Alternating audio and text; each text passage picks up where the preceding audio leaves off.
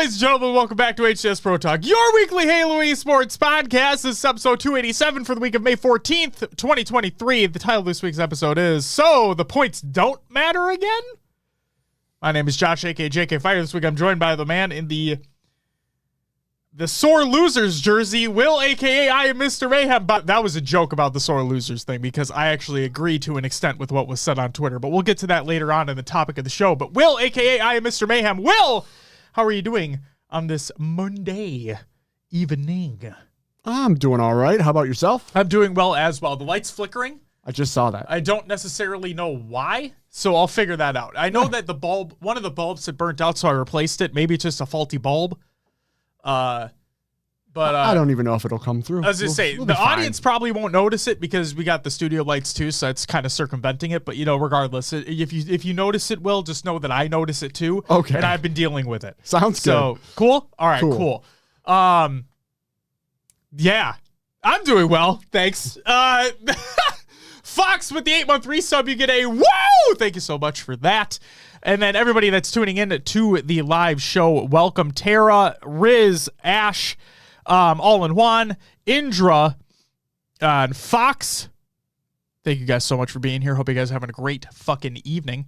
We got a lot to talk about. Will, do you want to know what's on this week's episode of the show? What do we got? We have more community tournaments are entering the scene. The Halo Infinite update for May has been released with even more changes than initially announced and some issues. Pistola provides an update. We have our topic of the HCS 4K Open Series, the DreamHack Qualifier results. And the revamped Halo Waypoint mobile app is being sunset less than 2 years after release. Yay. Will, let's kick it off with some competitive news.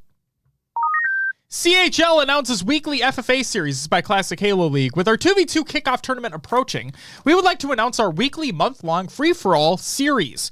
All are invited. Top 5 from the 2nd, 9th, 16th, and 23rd will be put into a bracket for a winner's best-of-3 prize for first place. That was a word clusterfuck in one sentence. CHL maps and settings, you can join on their Discord. And yes, Indra, I agree, but we'll get to that soon.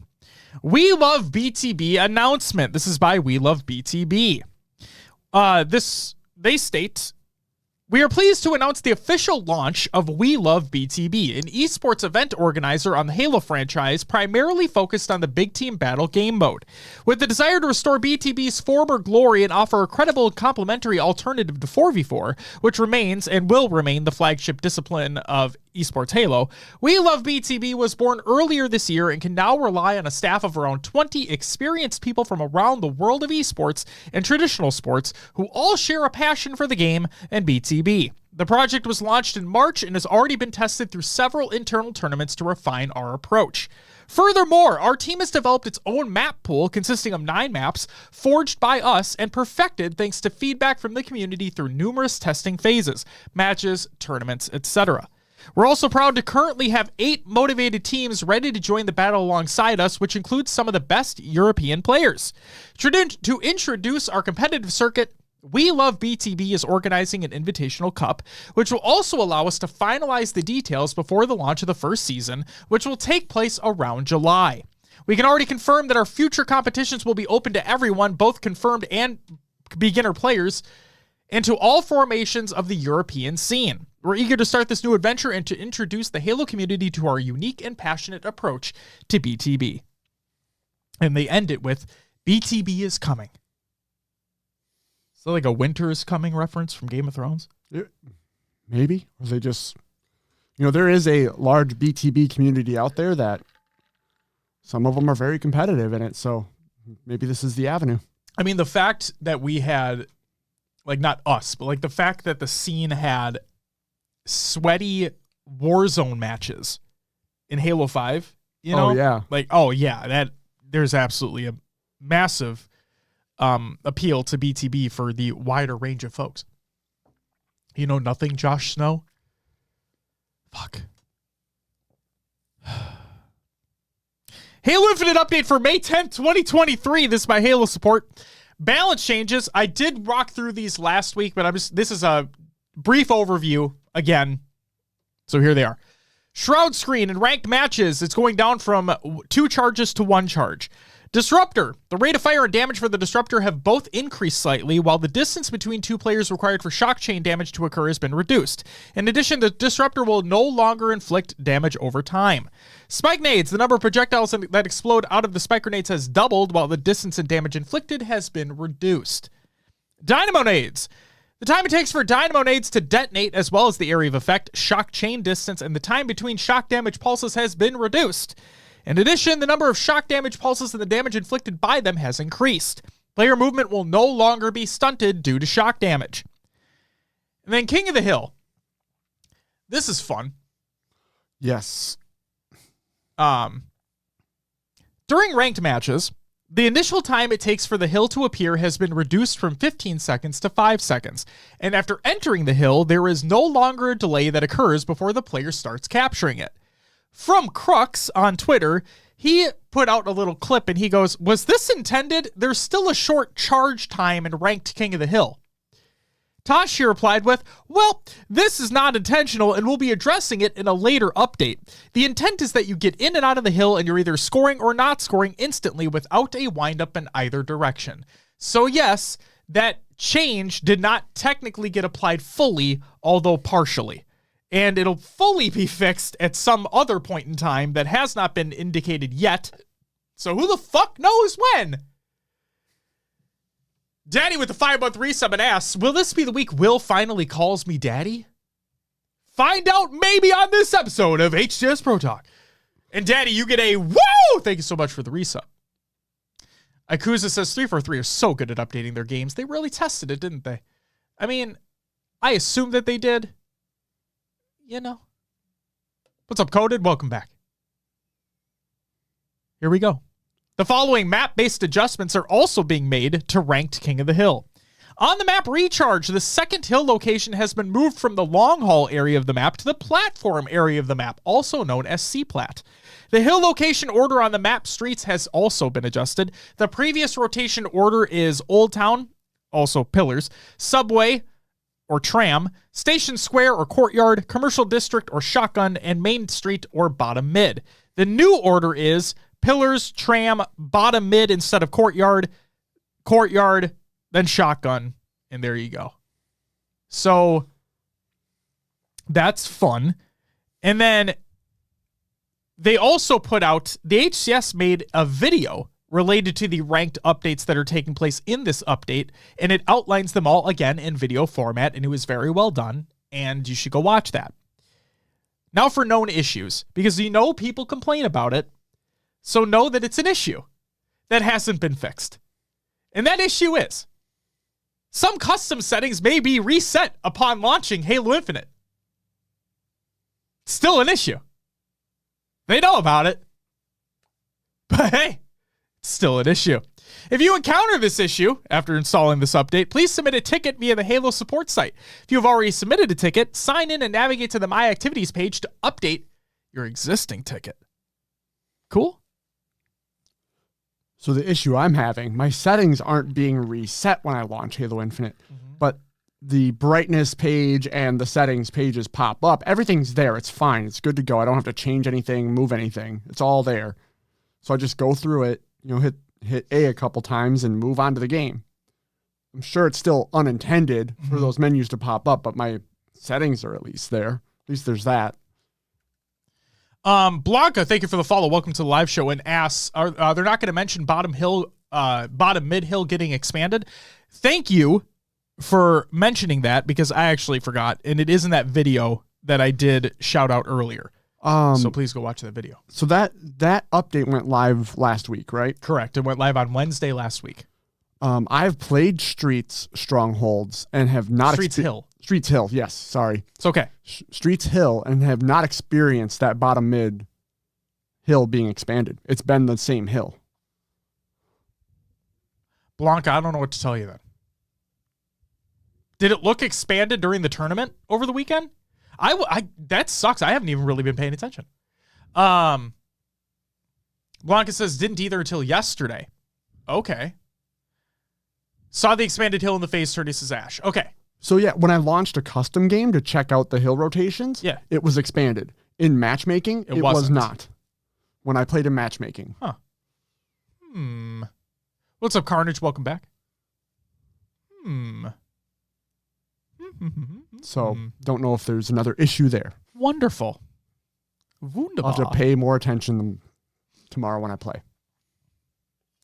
So I want to briefly talk about the setting changes. Okay. First up, I want to say this. The video, as mentioned earlier, outlining all the changes was great. And in my opinion, that needs to be the norm moving forward.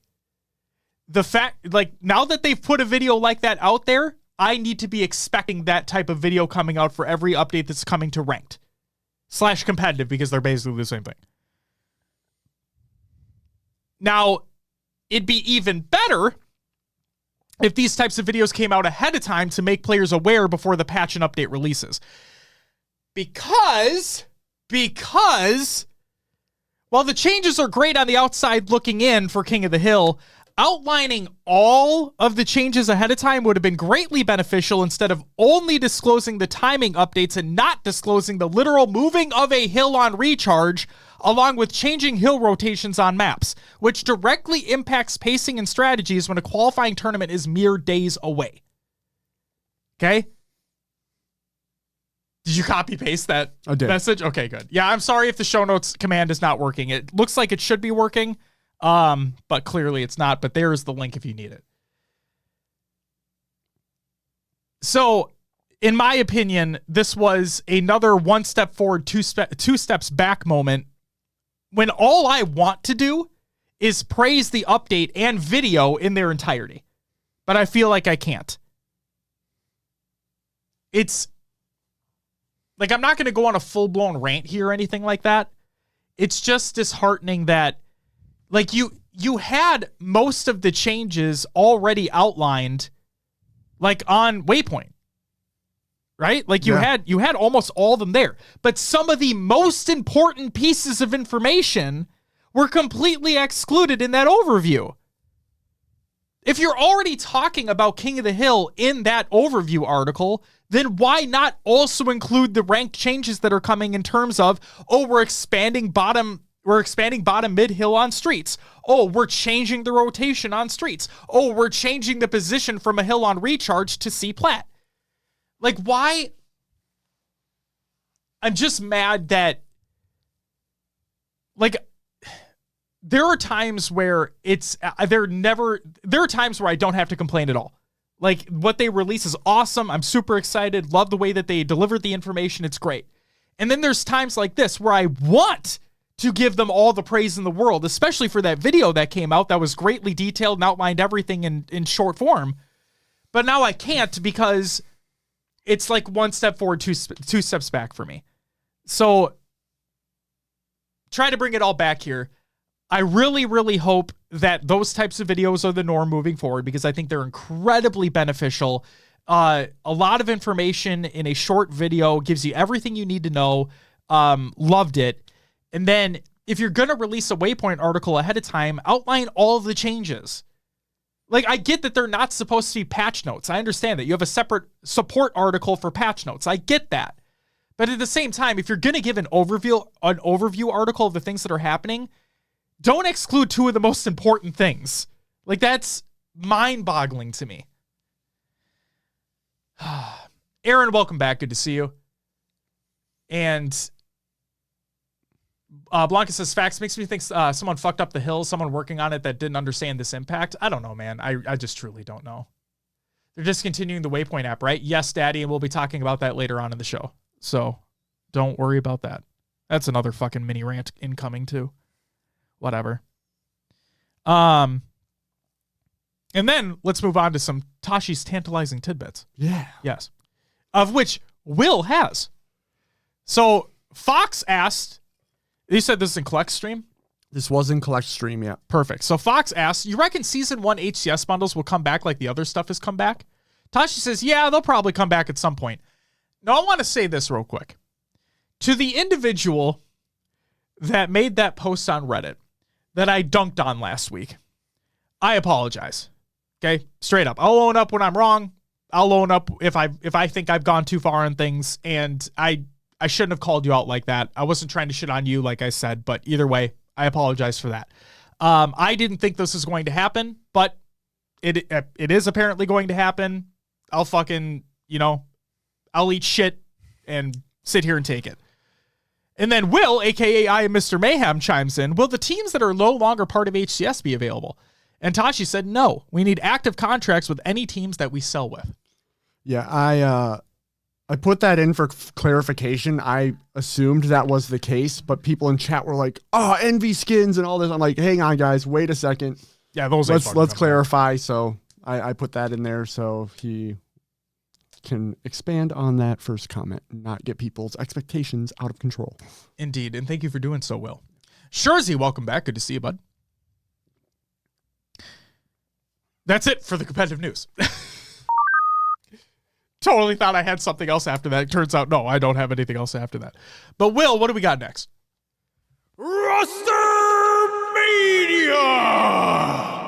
All right, this was a tough one. Yeah. That popped up on Twitter, and it's regarding Pistola. He put out there a little update for everyone who's interested. LOL. Says, no, I'm not doing well. I've been pretty miserable all around. That's why I haven't tweeted or been around. And it's just, seeing that from him really hit the feels. He's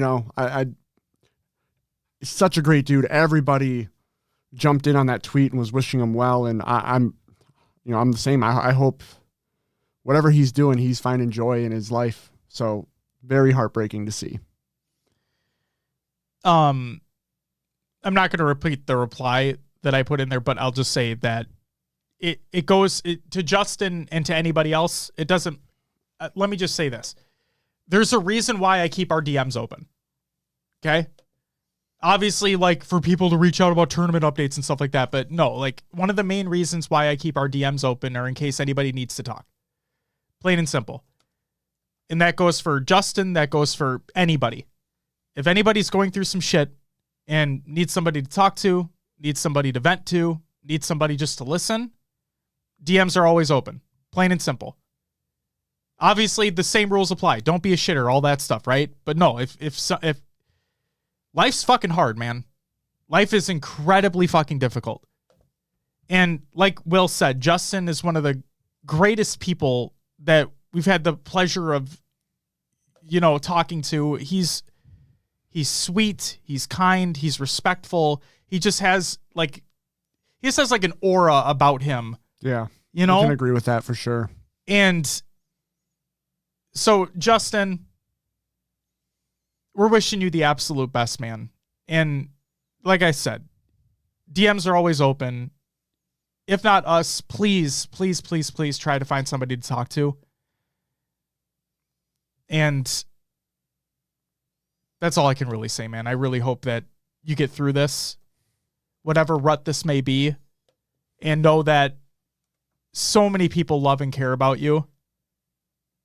Even people that never have met you, right? The impact that you've left upon not only the scene, but I'd say the world in general, right?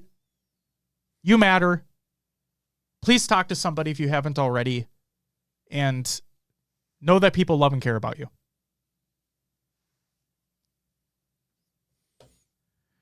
All right. That's all we really have for Rostermania. I see someone put in chat, Luminosity out of Mexico has some Rostermania. Looking up, nothing's been updated on their website or Twitter. Oh, is it because they're is it because of the, they play with one player online, but they play with somebody else on LAN? I thought I saw something about that. It's just for visa issues for the tournament invite. Is Gotcha. that it? Ash, am I on the right track here? Please correct me if I'm wrong, but either way.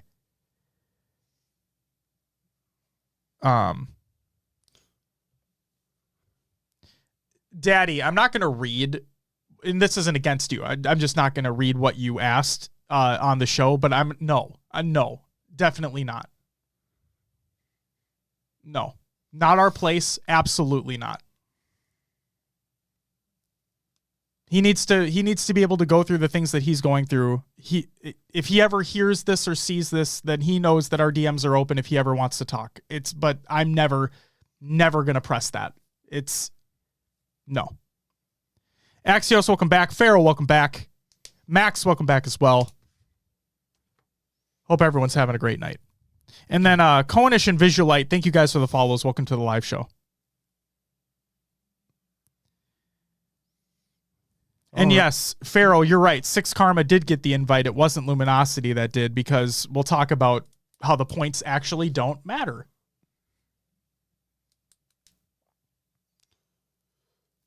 Hero says, I work in mental health. I can only hope he's getting help if he needs it. That's exactly what, that's it, right? Yep. That's it. All right. Well, on that kind of sour note, should we move on to upcoming tournaments? Yeah, it's the only thing we can do at this point. All right. Your upcoming tournaments of the week presented by noobcombo.com. Check out noobcombo.com for all your Halo esports needs. On Wednesday, May 17th, we have the Australia-New Zealand Challenger Series week number 3. On Friday, May 19th, we have the Spartan 2v2 Creator Duel. On Saturday, May 20th, we have the Navi and Europa Halo Spring Series Open number 3. And G1's Pledge Your Oath Showdown! Another showdown. Yeah. And Sunday, May 21st, we have the EGL and Halo BR, Halo Infinite 2v2. Check them out. If you're in the regions and you're able to sign up for them, do so. Show them some love. If they're streamed, tune in if you can. Spread the love. There you go. That's it for your upcoming tournaments of the week, presented by noobcombo.com. Check out noobcombo.com for all your Halo esports needs. And I'd say, if you go into the show notes, which is in the pinned comment of the chat, CG, welcome back, by the way, the links are included there. Or head on over to noobcombo.com for all your Halo esports needs. Beautiful. Yes. Scrim tournament league recaps. Will, what do we got? Yeah. What we got is probably me butchering team names and gamer tags, but here we go. Valletta and EXYL Team European FFA Spring Series Finals, and here's your results. In 8th place, we had Crucial. 7th went to Icon. 6th, MC versus Arbiter. 5th, Bastos. 4th, Blizz. 3rd, Warlord. 2nd, Millsy. And 1st went to Glory GG's, taking it home. Thank you. All right. Next up, Navi and Europa Halo Spring Series Open. This is the second one that took place. In 4th place, we had Team Regain. This was Valkyrie, Nemain's Desire, and Shabby Dagger. 3rd went to Lahazi, which was Knuckles, Mus Young, Ask Horizon, and X Azmat. 2nd went to Cat Smile Gaming. This was Sun. Is that a Q in there? I'm going to go with... Is there a Q in there? Sunro, Zove, Flubzo, and Marine. And then 1st went to BH3 Esports. This was Warlord, Squashy, Sunrise, and Bastos. Ash, gonna circle back to the additional DreamHack tournament. You had asked if it's FFA in regards to Magic's tweet. I'm going to assume it's FFA. It's a $5,000 prize pool. What's been consistent across the board in terms of FFAs? They've all had $5,000 prize pools, at least for HCS sponsored events, right? So I'm going to go out on a limb and say that it's an FFA. I cannot confirm that. Take it with a grain of salt. I don't have inside information, but I'm going to assume that it's an FFA. And for those who don't know, if you bought a BYOC pass for DreamHack Dallas, then you could compete in a Halo tournament that's also there. Collect, thank you. Also, welcome, Collect. Good to see you. Welcome back.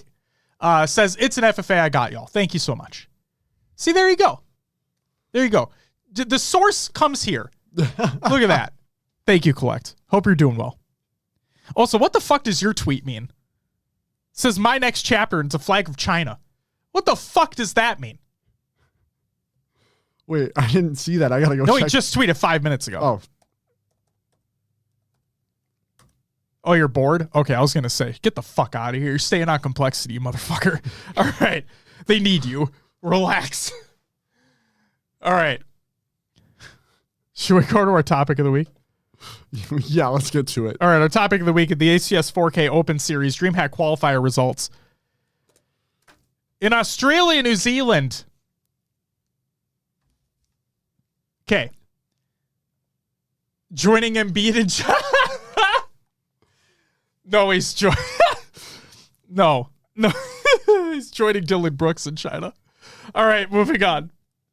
And actually, I wouldn't wish that upon my worst enemies. And Collect is far from that. I love him, so fuck that. In Australia, New Zealand, here is where I am incredibly happy for the team that won, but I'm incredibly disheartened by the way this is, by the way the format is. Okay?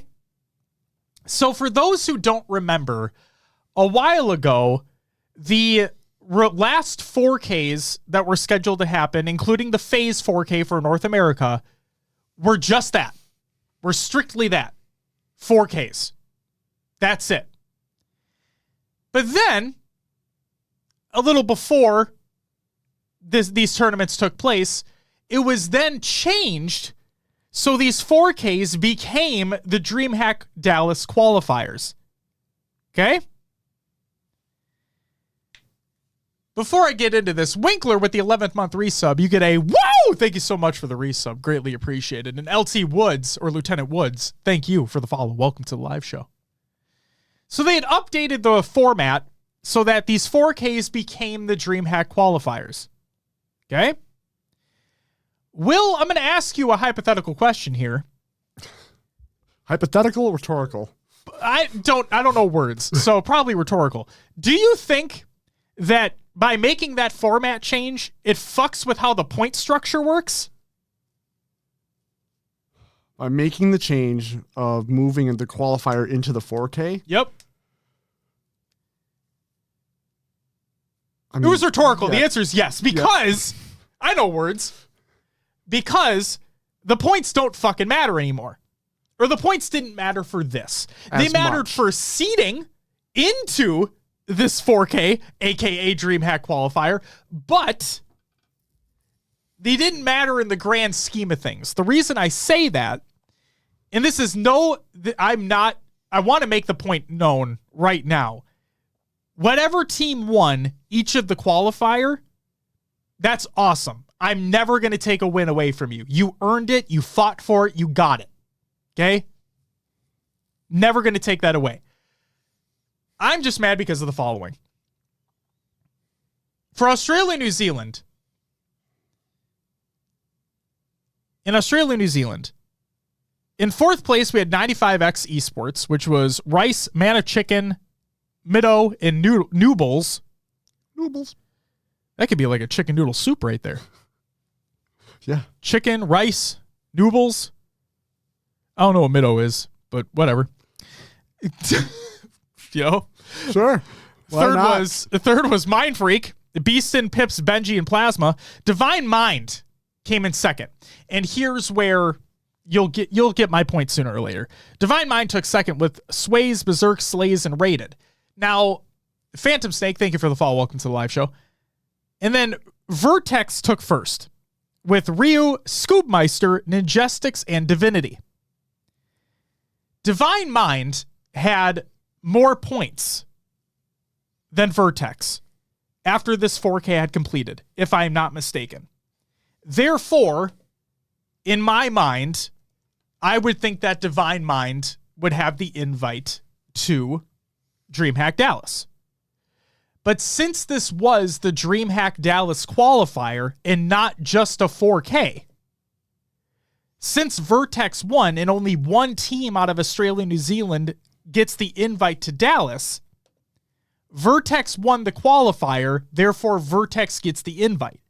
Which, again, I want to say, huge shout out to fucking Scoob Meister, mouse and keyboard player extraordinaire, and his team on getting that invite. That's fucking amazing. Plain and simple.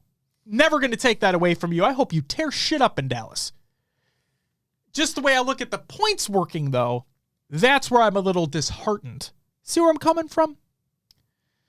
Ash says, I suppose the problem could have been avoided. They made it a 20-team tournament and got 2 teams from each Mexico and Australia and New Zealand and maybe 2 more in North America. I think the big problem is that they mushed the 2 together. But maybe that's just me. Mushed the qualifier? Yeah. Well, I think what they're looking at for HCS is that you had 2 tournaments very close together. And they wanted to, maybe needed to, don't know behind the scenes workings here, but needed to condense that down to 1. You don't want to overload your viewers, etc. There may have been reasons. And I already went on a rant about that because they didn't really communicate it well. And that was a whole other fucking debacle. But regardless. Yeah. If the esports engine site is updated for HCS points, Vertex is in 3rd place in that in terms of region points. In terms of points. Okay. Is it still Divine Mind in 1st, or is it Mind Freak? Yes. Okay. Is Mind Freak 2nd? Yes. Okay. Perhaps they had to keep it smaller because CSGO is the headline, so to speak, for DreamHack. I don't think that matters, Daddy, at all. Because, Halo and CSGO are not competing. They're not competing esports in any way, shape, or form. So I don't think that necessarily matters. But regardless, congratulations to Vertex for getting that win. That is amazing. Want to see you do well in Dallas. I'm disheartened by the fact that the points don't seem to matter as much because apparently they did matter a lot, and now apparently they didn't because this was the qualifier, whatever, moving on. In Mexico, another type of situation here. In 4th place was Cintanegra TJ. Oh, God. I'm going to turn into Will. Yes, finally. Axandrado, Izirum, Tylenzi, and Pink Sakura. In 3rd, we had Luminosity, which easily had the most points in the region, even after this 4K. Am I right on that? Yes. Okay. Easily have the most points, but they took 3rd in this qualifier. Therefore, they did not get the invite. And that was Noble, Bullet, Drift, and Atso. My Little Ponies took 2nd. Gambino, Magico, Rorch, and Goraloco. And in 1st was 6 Karma Esports, Sepstars, Acid, Strikey, and Leor. Okay?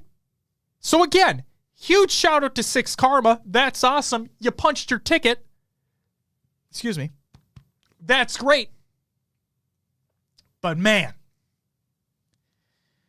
sucks for Luminosity, who have been on the top the entire time in that region the whole year so far. And then to just get bonked out because they didn't take 1st in this qualifier, that sucks. Yeah. If these points are updated. Yeah. Looking at the Bullet, Drift, and Noble on Luminosity, they cover the points themselves of 6 Karma. Yep. And then you add Atso. So again, huge shout out to 6 Karma for winning, but I hope you guys see my point here is that it sucks that the HCS makes such a huge emphasis on the points mattering this year. Way more than they did last year. Up until this point, where it seemingly appears is that they don't matter at all except for seeding for that qualifier. Because as soon as that qualifier was seeding, all bets are off. Yeah, and I guess the argument is that this is an invitational with these rules were set in place beforehand. The points will still definitely matter for your seeding into majors and whatnot. Yep. It is just a different type of tournament that's going on. Absolutely. Absolutely. There are 4 teams for EU. Daddy. 4 teams for EU. Speaking of EU, we had in 4th place, Jailings, Clonely, Too Foxy, Respectful, and Septic, Wobblebobs. Thank you. Lumazur, Glory, Flux, and Moe's. Navi in 2nd with Snipe Drone, Snaky, Z Mighties, and Jimbo. And 1st, of course, shocking literally nobody, was Quadrant, Sika, Chick, SLG, and Legend. So those 4 teams will be invited to DreamHack Dallas. And now let's talk about North America.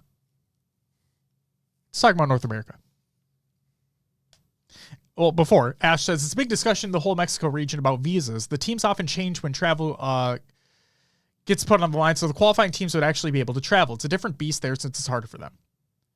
Wait, I thought Navi won? No, Navi qualified. Quadrant won, though. I think Navi won the 2K before, if I'm not mistaken.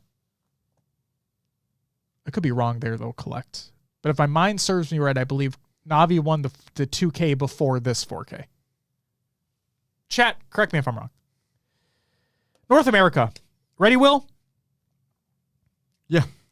Are you ready, kids? I was hoping to see chat go off with that, but we'll. I'm waiting. I'm just kidding. I won't wait. It's okay. Oh, shit. Huge shout out to Ikuza for posting where Awababob came in. Like the origins of Awababob in the Halo tournament discussion chat in our Discord. Huge shout out Ikuza. Thank you so much for that. All right. CG did it. I can't hear you. I'm not going to do it. Okay. Oh! The HCS Open Series for 4K, the DreamHack Qualifier for North America. Let's talk about some notable series real quick, shall we? What do you got? In Pool B, Collect's here. Collect, you know what happened in Pool B, don't you? I think you do. Complexity 3-0'd FaZe. But it didn't stop there. Oh, no. It didn't stop there. Because Complexity took first in that pool. They took fucking first in that pool. Huge shout outs to Complexity. That's awesome. Josh, thank you for the follow. Welcome to the live show. That's me. Except it's not me. But my name is Josh. In Pool C, Status Quo beat Native White 3-2. And Will, guess what happened? What happened? I was right! Oh, God. This again. I was right! Status Quo took second in their pool. Woo-hoo! I fucking nailed it! Sal says, Jesus. Welcome to the live show. I did it, ladies and gentlemen. I got a prediction correct. They don't happen very often, but when they do, they hit so well. Huge shouts to Status Quo on that. That was awesome. Pool D. G1 beat Native Red, getting a little bit of their revenge, 3-2. Again, this is only in pools, though. But here's where shit got fucking weird. Okay? Mantra 3-0'd Native Red. And they also 3-1'd G1. And they took first in their pool. Didn't expect that at all. Nope. Not in the motherfucking slightest. So, congratulations to Mantra. What's up, Danny? Welcome back. Let's talk about the winner's bracket quarterfinal. FaZe went up against Optic. This was probably the biggest, one of the most anticipated matches, for sure. So FaZe went up against Optic. Game 1 was Strongholds on Streets. These games, so I'll just give you a heads up. It was a 3-0 going by way of FaZe. Okay? Each game is broken into 3 different stories. Okay? Well, each game is a different story. Okay? Okay. Game 1 is the story of Rockets. Game 2 is the story of Camo. And Game 3 is the story of Overshield. All right? Let me take you on a trip. Game 1, Strongholds on Streets. The story of Rockets. With the momentum going the way of Optic, along with a substantial lead, but a botched play at the C Stronghold allows FaZe to gain control of the fresh Rockets while also having 4 down on the side of Optic. Still down nearly 60 points, FaZe make their presence known, getting the triple cap along with the Slays to bounce right back into the game and taking the lead for the first time, 117 to 116. Oh, they absolutely did, CG. I'm not going to take that away from them. They absolutely did. Optic prevent the game from getting out of hand by preventing another triple cap from FaZe, gaining some control of their own with an AB hold, and regaining the lead 145 to 144. From then on out, We had a bloodbath, with both teams going back and forth in lead changes, all until the Rockets spawned at the 10-minute mark. 2 players on Optic looked to be positioned to pick them up, but instead, FaZe took advantage, taking out the 2 players along with securing the B stronghold to get them scoring once again. With 3 dead on the side of Optic, FaZe rush into C to take out the remaining Lucid, capture the stronghold for the triple cap, allowing Royal 2 to pick up the Rockets, and keep the Optic spawners at bay. FaZe take the Game 1 win, 250 to 211.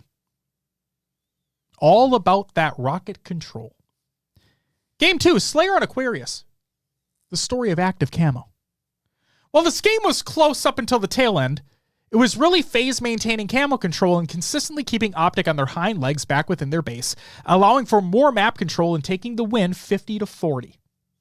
Okay? And Game 3 was King of the Hill on live fire. It was the story of Overshield. Little Lucid, thank you for the follow. Welcome to the live show. And Sparkle, thank you for the follow. Welcome to the live show. What's up, Breaks? Welcome back.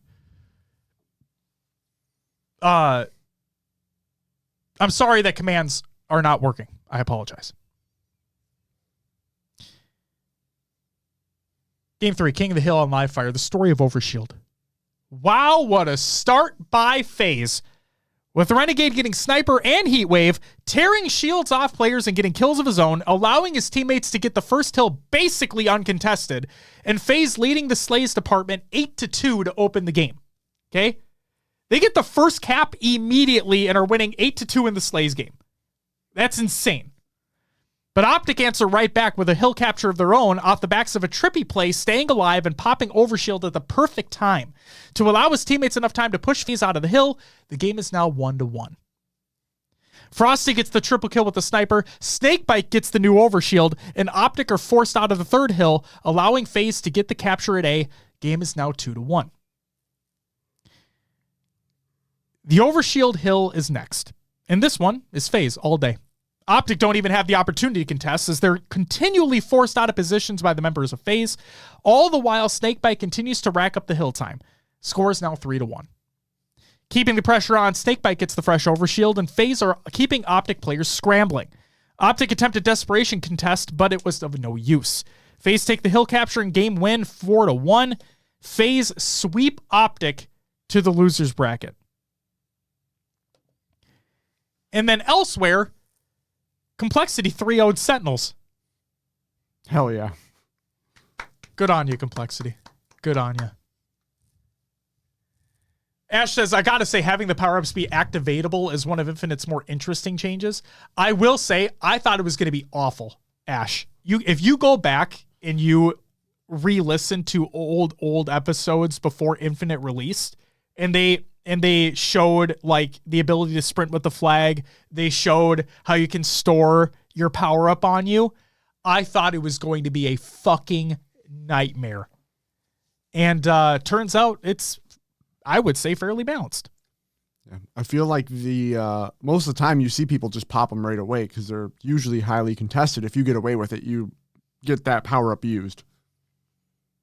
Most of the time. Exactly. How the fuck do you pronounce that name? Oh. I have literally no idea. I'm going to go with that. Those are M's, and it's Mimosi. Well, if it is. Mimosi, thank you for the follow. Welcome to the live show. Oh, Memory. Memory. It's an R. It's apparently... If you competed in a tournament, your name would be on worst gamer tags of the list. Just giving you a heads up. Thank you for the follow. Welcome to the live show. And thank you for explaining what your name actually meant. At least I got the M's right. I'll take pride in that. No, you did. And I thought that too, but I'm like, what the fuck? My brain is like, what is that? God. Dominates. Thank you for the follow. Welcome to the live show. That's an easy enough name to understand. Jesus. So yeah, Complexity drops Sentinels down to losers bracket. They beat them 3-0. In losers round 1, G1 get knocked out of the tournament by Shopify Rebellion 3-1. G1 really need to fucking step their game up. Now, maybe they just are going to do better on LAN instead of online, but man, they really, really need to step their game up. This is... I mean, we were talking when they first were rolling, like, top 4 team. Yep. They could easily contest for that 4th place spot, but I am... Oh, man. Maybe I'm jumping to conclusions right now. We haven't seen them on LAN again yet. Right. So... It's online. Right. Remember, it's online. Exactly. I need to take my own advice here, right? So let's just have myself relax a minute, wait till DreamHack is over, reassess at that point as we get into the Optic Major.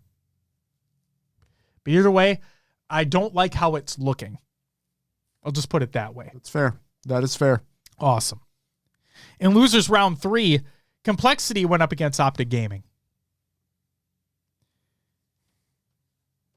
And no offense to Collect & Co., but I don't think anybody saw this coming. No, I mean, you have the current number 1 team in the world going up against Complexity, more newly formed. Yep. Not as well practiced, unless they've been putting the work in behind the scenes, you know? Holy shit. God. We have a OG returning to the live show, or I guess returning to the show in general. It's Spud Cuddle. It's Spud Cuddle. Yeah. Nailed it. Thank you. I thought so too. It's fucking good to see you, man. Yes, Holy very shit. Good. Wow. Hope you're doing well. Man, fucking wow. That's just brought me back. Yeah, that's a trip, man. Real old school name there from the show. Love it. Oh, shit. And we got Barnaby with a 6-month resub. You get a woo! Thank you very much. So Complexity went up against Optic. Yeah. Losers round 3. Loser goes home. Game 1 was CTF on Argyle. What is Argyle, Will? The versatile trash pile. Thank you. I can see his name, Ikuza, so take that for what you will. I don't know what your settings are at, but whatever. Who doesn't like a bit of a sudden death overtime? Great. After a grueling 0-0 game, both teams have the opportunity to reset the balance and see who can get the single flag capture needed to win the game. With an active Campbell pull of the Optic flag by Cycle, it was nearly a guarantee. But Optic clutched up on the sleighs when needed and were preparing for a return. But their plans are foiled when Tusk grapples the flag past top mid of the map towards the Complexity base. Like this, fucking 1,000 IQ play to bring it over there. Otherwise, it was like dead in the water if you looked at it. Monster gets the 2 massive kills on APG and Trippy, allowing Cycle to grab the flag once more and capture it for the win 1-0, while Lucid is simply unable to contest any longer. Blanca, it's not, but I appreciate your opinion. I'm glad it has 2 snipers, but man, that not a big fan of it. Game 2 was Slayer on Streets. Another game that comes down to rocket control, it seems, with Complexity not letting off the gas and taking the win 50-41. One thing I do want to call out, and Will, I think you're going to appreciate this. Arav, welcome back, says the camo flag map. Yes, that's exactly what Argyle is. Will literally talked about that before we started recording the show. Yep. So Will, I think you're going to appreciate this because we haven't talked about this in a while. Okay. One thing I do want to call out is something that I feel we haven't talked about for quite some time, and that is the concept of trigger discipline. Tusk, after grabbing the new rockets, runs up B stairs and is able to get the body rocket off on APG, finishing up with the BR outside PD. Switching back to his rockets with 1 left in the chamber, he works his way around back A, checking his corners to not get bat smacked. He turns the corner towards Cafe and sees a very weak Formal, switches back to his VR just as Monster finishes off the kill, and then proceeds to look for another player. He spots Lucid heading up towards tires from bottom mid, and instead of firing off that last rocket, knowing Lucid was weak, he pushes around the corner to Bulldog spawn and kills Lucid with the BR as he is mid-jump towards tires. Okay? Finally, pushing into subway stairs, knowing the possibility he was going to get killed, he wastes the last rocket so as Optic is unable to gain the advantage. They then went on to win the game. I feel like it's not talked about enough when it's shown, and the commentators during that match did bring it up. I think Clutch was the one that mentioned it during that match. Trigger discipline is incredibly important. And we saw some of it during Halo 5, and we talked about it during Halo 5, but when you see it take place, I want to make sure it's called out. Because it's really, to me, it's one of those things, right? Trigger discipline to me is one of those things that separates a great player from a good player. Knowing the situation to use the weapon that you have. Knowing not to waste something if you have it, just because it seems more convenient. No, he knew Lucid was weak. And he's like, why would I waste my rocket on a weak player when I can just outposition and get him where I think he's going to go? Knowing full well this is exactly where he went, he was able to get the kill. Formal, his back was turned to him. Like, Formal didn't see him. He knew Formal was weak. Why would I waste my rocket on this player when I can just switch to my BR? Oh, Monster already got the kill because it was literally one shot. APG, when he shoots the first rocket and gets his shields down, right? Why waste that second rocket on an APG when you know he's one shot, when you can just outmaneuver, you know he's sitting back there in the corner of PD, and you just finish him off with the BR. It's that. Now, while it does suck that last rocket was inconsequential because, like, he had to waste it, the fact that he knew, like, oh man, I'm literally one shot, I might die here, I do not want them to have this, I'd rather waste it than them have the opportunity to. Like players throwing sniper off the map on live fire, right? It's that same concept. I loved what Tuss did during that game. He didn't single-handedly win the game for the team, but like that string of plays that he did that was awesome. It was just awesome to watch. Love trigger discipline. Game 3, Strongholds on recharge. With their backs against the wall, Optic needed to pull something out of their ass if they were going to win this game, especially with how Complexity had all the momentum going their way after that Game 2 win. Well, Lucid puts the team on his back with a 20-14-10 performance and a nearly 100-point comeback to win the game 250-193. Could we be seeing the beginnings of a reverse sweep?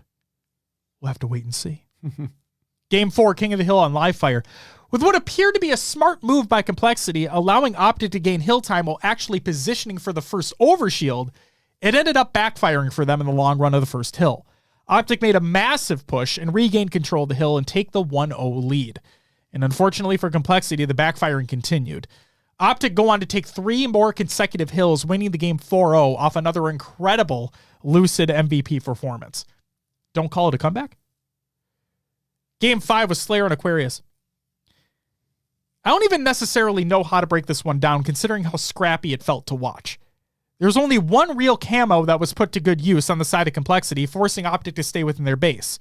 But even that didn't really matter, considering Optic were able to bring the game back in terms of scoring. What I think Complexity did really well in this game was towards the end, and how they stayed together, either in a buddy system or watching sightlines, while Optic felt more spread out and alone. Complexity take advantage of the situation. They win the game 50-40, preventing the reverse sweep and knocking Optic out of the tournament altogether with a 5th, 6th placing. So congratulations to Complexity on knocking Optic out.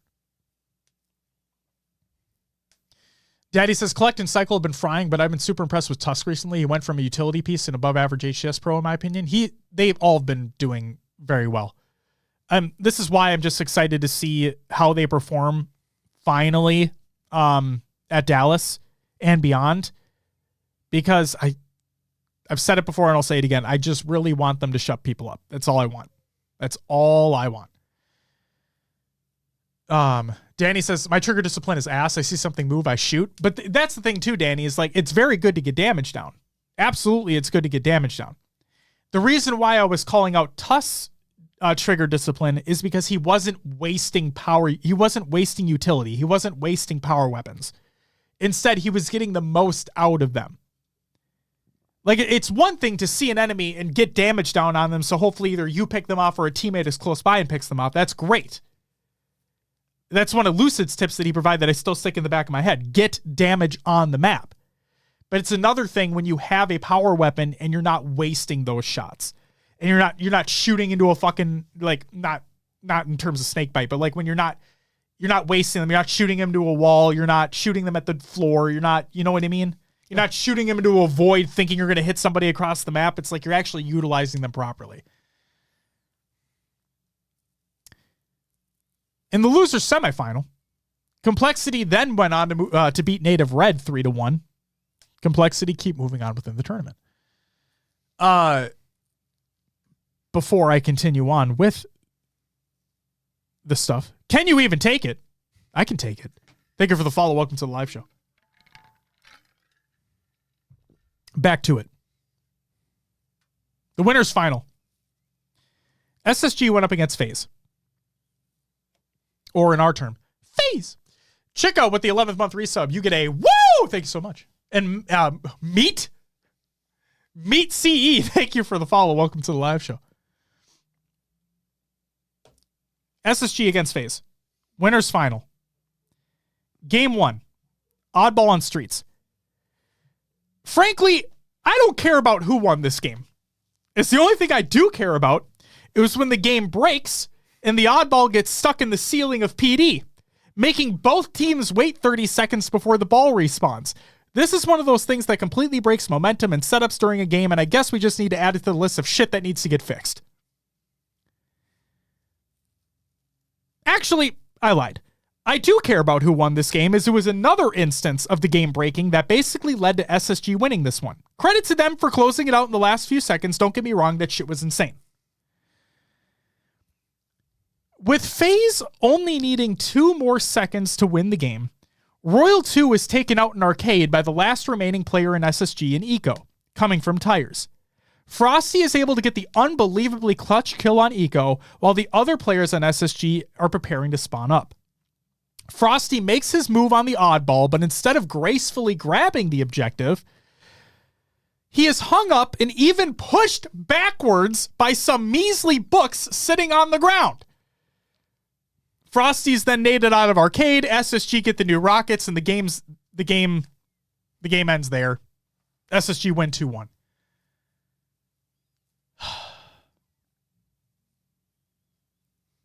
Go watch Frosty's clip. It's on his Twitter. It's fucking infuriating. Like, I can't guarantee that he would have gotten those 2 seconds, but man. But he didn't have the chance to. He didn't even have the chance to. The game fucked him that hard. And on the polar opposite side, SSG had the ball in PD. Like, they were ready with the setup at PD, and the ball got stuck in the ceiling. So, like, it went both ways in terms of the game fucking both teams. Regardless, SSG won the game. Game 2, Slayer on live fire. FaZe have to be angry after that one. And after the 20 kill mark, they never looked back. Sure, the game got closer many a time, but FaZe kept their composure throughout and win the game 50-47. Game 3 was CTF on Empyrean, where basically every single FaZe push ends in disaster. Oh, no. SSG make it look effortless. That's really all there is to say. Oh, and how Eco is easily one of the most clutch players in the game, hands down, preventing a last-second flagpole by FaZe by getting an unbelievably crucial kill on Renegade. The other players on FaZe drop like flies, and with only 30 seconds left on the game clock and down by 1 capture, FaZe are unable to make another attempt. SSG win the game 2-1. And I mean this. If you guys go back and watch that game, every single time FaZe tried to capture the flag or tried to make a push on the enemy base, they could never get it done. Like, one of them would go down and then it would just be over, or like they didn't have proper setups going. It was just, it was, oh man, it was weird. And then every time SSG went in there, they're like, hey guys, come on, let's just take your flag real quick. Let's just bring it back to our base of, you know, just flag cap. Game 4 was Strongholds on Recharge. Oh no. Let me just tell you the score on this one. 250-49. That's some strong control. 250 for SSG. FaZe had 49. FaZe didn't score another point in the entire game after SSG were leading 103-49. SSG gained 147 unanswered points to win the game and the series. Frosty and Renegade both didn't eclipse the 10 kill mark. Whoa!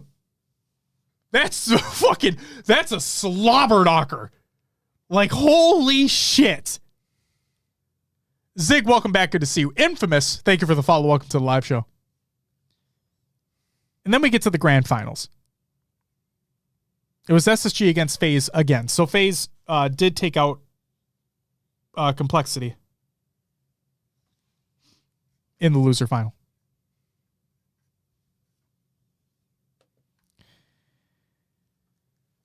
This grand final, game 1, King of the Hill on recharge.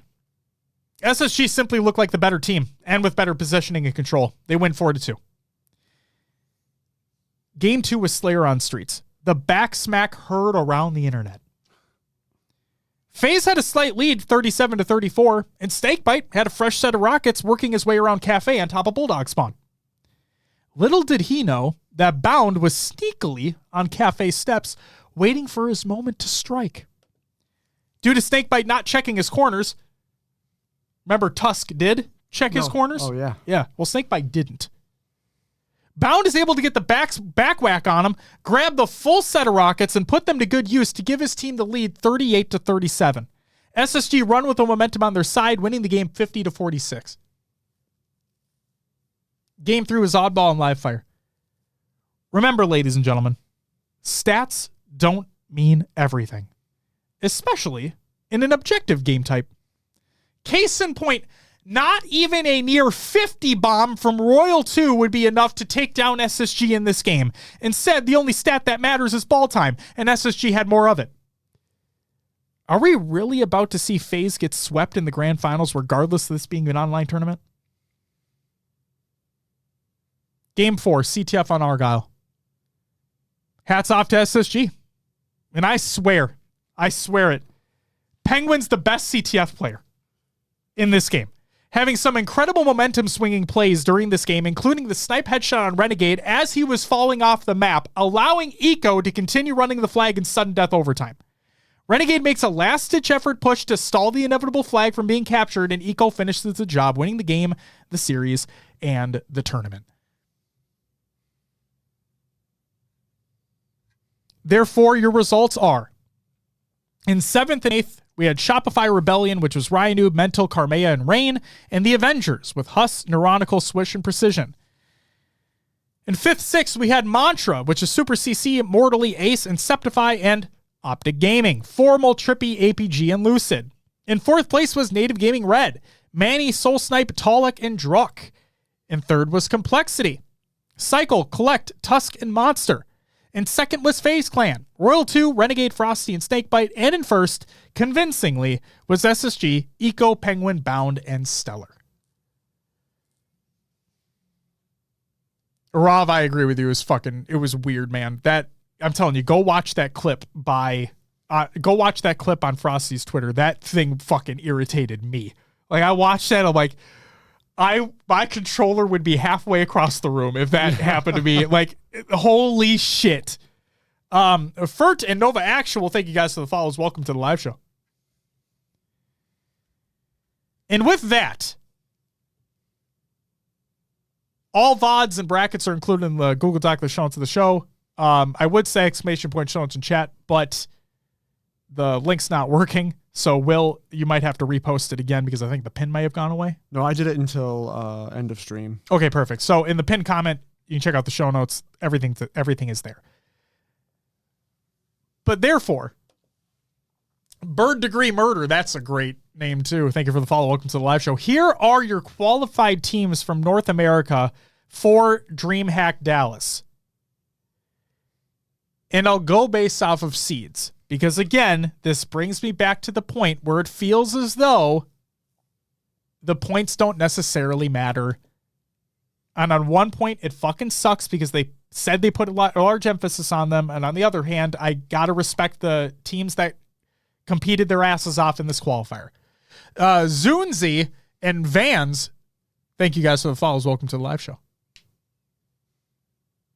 Your 10th seed for North America, Sentinels. 9th seed, Shopify Rebellion. 8th seed, The Avengers. 7th seed, Native White. 6th seed, G1. 5th seed, Complexity. 4th seed, Native Red. 3rd seed, Optic Gaming. 2nd seed, FaZe Clan. And 1st seed, Space Station. And Dominates, yes. It sucks, though. It just fucking sucks. So, yes, even though Optic have the most points as a team, they are not the first seed because SSG won this qualifier. Okay? So let's talk about that. Trippy states, won 2 out of 6 online tournaments in the last LAN, plus most total points equals 3rd seed. Thumbs up. Eco said, did y'all not know this the whole time or something? And Trippy said, yeah, I thought it was just the last 4K before the tourney, which had a $15,000 prize pool. Didn't think they'd completely discount anything prior to this online tourney. And Hoaxer replied, yeah, they had that top 2 placing thing in for a minute, to be honest. Not saying I agree with it. I don't hate it. But it looks like HCS was really wanting to place higher incentives and implications for all teams to participate. Based off North American seed, where do the foreign teams get slotted? I think it's how they typically do it, don't they? Like where they'll have, what will it be? 2, 4, 6, 8.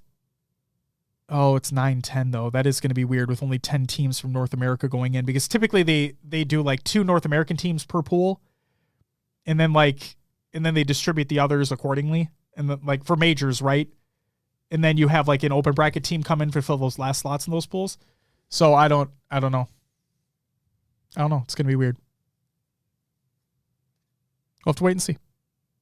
Formal said, the HCS format is laughable. We just played like 10 2Ks and 4Ks just to have those points mean nothing. Just another hilarious decision out of them. Lethal said, we all forgetting G1 getting 2nd seed for Orlando, LOL. Nothing new, but at the same time is also definitely a pretty lame way to do it. Just another day around here, though. And then now here's where I'm a little conflicted, okay? What is one of my biggest problems with the HCS, Will? There's communication? That's it. You nailed it. Communication. That's one of my biggest problems with the HCS. DS, thank you for the follow. Welcome to the live show. Considering communication is one of my biggest problems with the HCS, on the Open Series Waypoint article, which they are consistently updating, by the way, it states the following, okay? This is word for word from that article. The top 2 placing teams will stamp their tickets to DreamHack Dallas. Following the qualifier, the remaining top 8 teams with the most HCS points will earn the remaining NA invites. Nowhere there does it say seed. It just said they're getting invited. Doesn't say anything about seed. Sure. Okay? Do you see where I'm coming from? Because what the next 3 bullet points that I'm about to read, you can deduce that they meant seed. Okay? The first place team will stamp their ticket to DreamHack Dallas. Following the qualifier, the remaining top 3 teams with the most HCS points will earn the remaining EU invites. Okay? Only the first place Mexican team will join us at DreamHack Dallas, and only the first place Australia and New Zealand team will earn an invite. So again, my problem is nowhere in official communications did they state by word that if you win it, that's the seed that you get, or wherever you place in the top 10, as long as the points matter, whatever, that's your seed for the event. Hasn't this been the case, though, for other tournaments, that the teams that qualify get the better seeds over those who are brought in by the points? See, I think I see where you're coming from.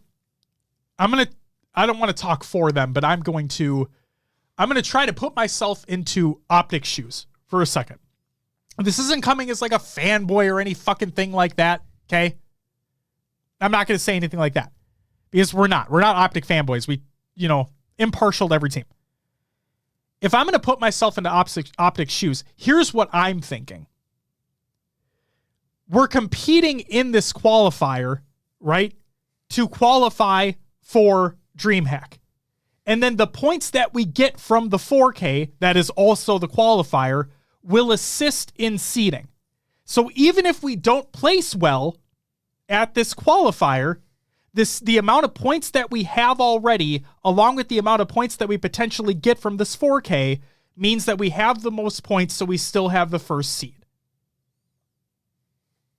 Does that make sense? Yeah. Okay. That's what I'm getting at. Because let's say, hypothetically speaking, that Optic win it. Okay? Let's say, hypothetically speaking, that Optic win it. Oh, wait, no, I lied. Hypothetically speaking, let's say FaZe win it. Okay? And Optic, drop off the face of the planet. For the invitational. For this 4K/qualifier. Oh, this 4K. For this 4K/qualifier. Yeah. Because I'm getting at the points here. And then FaZe somehow have more points than Optic. At that point, you would think that based off of points and not just the qualifier, that FaZe would have the number 1 seed.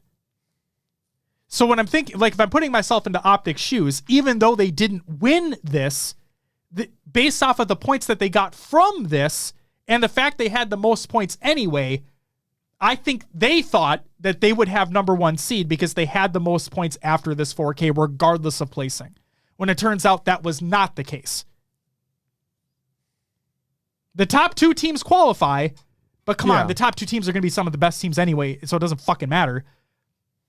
But those 2 teams, whoever won the qualifier gets the number 1 seed, and I don't think that was properly communicated. And Arav says, nope, and it says, will FaZe take the number 1 seed from Optic, almost like they were the only ones that could. See, just this lack of communication. If they, I'm not distraught about it or anything like that, but I just wish that they would have went ahead and that's from the official Waypoint article. That's the most up-to-date thing that's out there. I got it today while making the show notes. And nowhere in there does it say anything about the seed. So next time, moving forward, because like Dominate said, it's going to probably be the same thing for the Global Invitational, the next one that happens down the line. Properly communicate that if you win that qualifier, you have the number 1 seed, plain and simple. Now, tell me if I'm wrong here. You don't get points from these invitationals because they're just invitationals. Other teams don't have an opportunity to compete. I would assume you do not. So, I'll just say this. It's an invitational then. There's money on the line. Optic's going in at 3rd seed. They're still the best team on LAN as of right now. Go in, prove yourself. What else? What else you got to do? It's the same business. Right. Same teams are going to be there. Mm-hmm. In my opinion, right? Optic, FaZe, SSG, all expected to be in this invitational. So yes, go out and perform. Yes, that's kind of where I'm at with it. No, and I can agree. I understand the miscommunication and not having clarification. Mm-hmm. At the end of the day, it's another tournament. You got to compete. No, I agree with you completely. Again, I was just trying to put myself in Optic's shoes. Right, not knowing exactly what's happening. Or assuming. And assuming's bad. Yeah. Malamau, thank you. Well, I shouldn't say thank you. Welcome to what the fuck am I talking about? Welcome to the live show. Arav says the handbook should contain this info, which just got updated on the website today, and it still doesn't contain such info. Great. Akuza says, I don't even know if Optic is the best team on LAN. I remember it weren't too long ago they were regarding as an online. No, Ikuza, they are the best team online right now. They won back-to-back-to-back LANs. They are the best team they're the best team in the world. They have not been proven otherwise. If we're going to take this 5th, 6th placing in an online tournament to heart, no. Am I now going to say that SSG is the best team in the world? No. Do I think they're amazing? Abso-fucking-lutely. But do I think they're the best? No. Not yet. People seem to forget that Optic literally won 3 LANs back to back to back.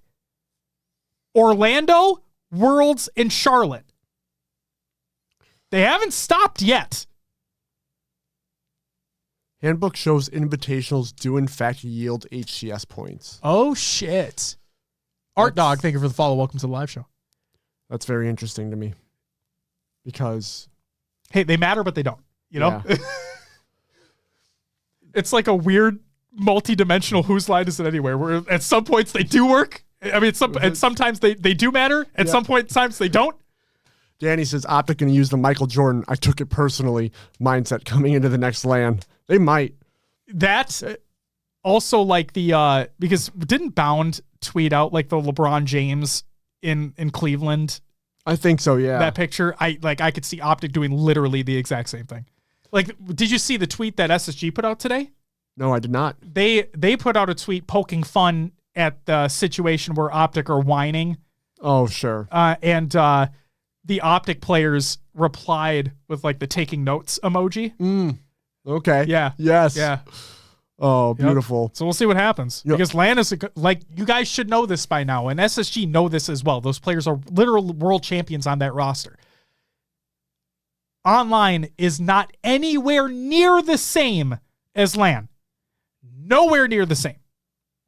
Yes, you are playing the same video game, but it does not play the same. So just wait. DreamHack is going to be fun. It's going to be a fun time seeing what happens, especially now that SSG has that 1 seed. It's going to be fun to see. So if Optic lose this DreamHack Dallas, it takes away their 4-peat, right? Even if they win the next major, you can say they won 4 majors. Yeah, it'll take away their 4-peat. Yeah, yes, they wouldn't have won 4 LANs in a row. It's still a LAN, even though it's an invitational. Yeah, to me, if they lose, let's say they take second at DreamHack, does that to me drop them down a peg? No, I wouldn't think of them differently. Now, if they get blown out and take second, we could have a conversation. But if they just lose to a close team in the grand finals, do I think that they're not the best in the world anymore? No. Do I think a new champion has been crowned? No. I think that great on that team for winning. They may have jumped up a little bit in my mind, but we've talked about this. We've talked about this ad nauseum on the show and in Discord as well. And I'll repeat my point. Optic, in my opinion, are on a tier all their own as of right now. I don't care about online placings at all. I love talking about them. I love breaking things down on the show. I think that's great, but it's not the same thing. In terms of LAN, the best team in the world, uncontested right now, is Optic Gaming. Okay? Plain and simple. And to me, they are in a separate tier all themselves. In that next tier down, you have FaZe and SSG. FaZe slightly above, because I believe their players are better. I'm sorry, but I do. And then SSG are like right there too. We're talking about two teams that have literal, again, world champions on both rosters. Okay? And then the next tier down has basically everyone from 4th through 10th?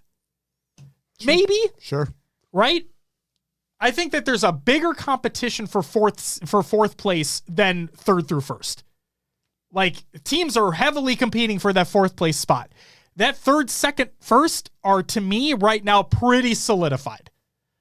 Until things change. CGS, here's a question for you guys. Is the Disruptor better to use as a noob combo style gun than the plasma pistol? Well, it had the update. It does super combine. There's no dot anymore. I would like to see a comparison between how many shots it takes to super combine with this Disruptor versus charging the plasma pistol and having that connect. Because charging the plasma pistol after a recent update made that charge time longer. So I'd be curious to hear about that. You could rapid fire the PP as much better. Okay, there you go. That's true. I didn't even fucking duh.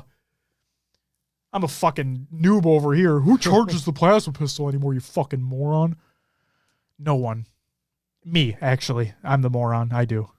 So, there you go. Will, anything you want to add before we move on? Nah, I just want all this stuff to be settled at this DreamHack Dallas LAN and see where all the cards fall, so to speak. And I did say after I wanted to wait till the Optic Major, but I'm going to take, since they've qualified, I'm going to take this into consideration now. Once this DreamHack Global Invitational is done, I think I'll have a much better understanding of where teams are, because I don't think things are going to change drastically after this LAN. Like Sentinels being the 10th seed, unless they prove something, that sucks. G1 being as inconsistent as they are, Native Red being as inconsistent as they are. As much as I love the players on the teams, don't get me wrong.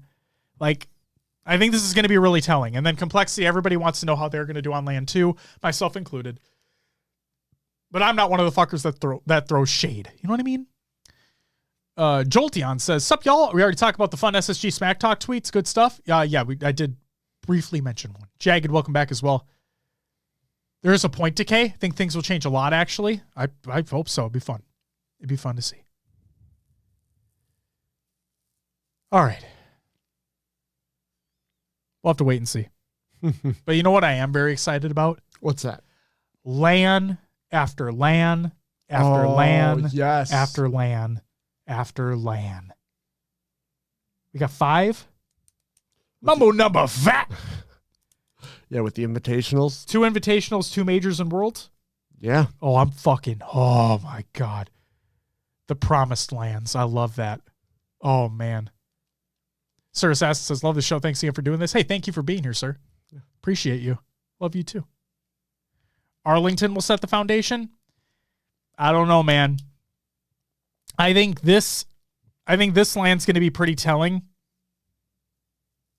You think we're gonna get any Rostermania sweeps coming through? Is there I wonder when the cutoff is for Arlington. I don't think we get big ones. I don't think we get big. I think the big ones have already been done. And when I mean big, I mean like the G1's roster change. I think that's done. I don't think they make another one. I think Sentinels are done too. I don't think they make another one. Complexity, I believe they have to be done as well, I would assume. Who knows? But I think they're going to be done too. Well, yeah, you look at Native White are solidified. Yeah. Right? Well, after Kansas City last year, we saw some major moves. There's still teams that can make moves after Arlington. Okay. Ash says June 11th is roster lock for Arlington. June 11th is roster lock for Arlington. When? Really? Because the Global Invitational is like right there. Okay. Yeah, I like I said, I think the Dallas Invitational is gonna be telling. Yeah, June 2nd to the 4th is DreamHack. Yep.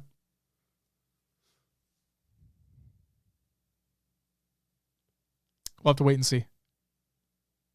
I'm excited though. I'm really excited though. No more of this online bullshit. No more of having to deal with this game online in the state that it's in. No more of that. That's all I hope. No more of that shit. We all want lands. We want the best competition there possibly can be, and we're finally going to fucking get it.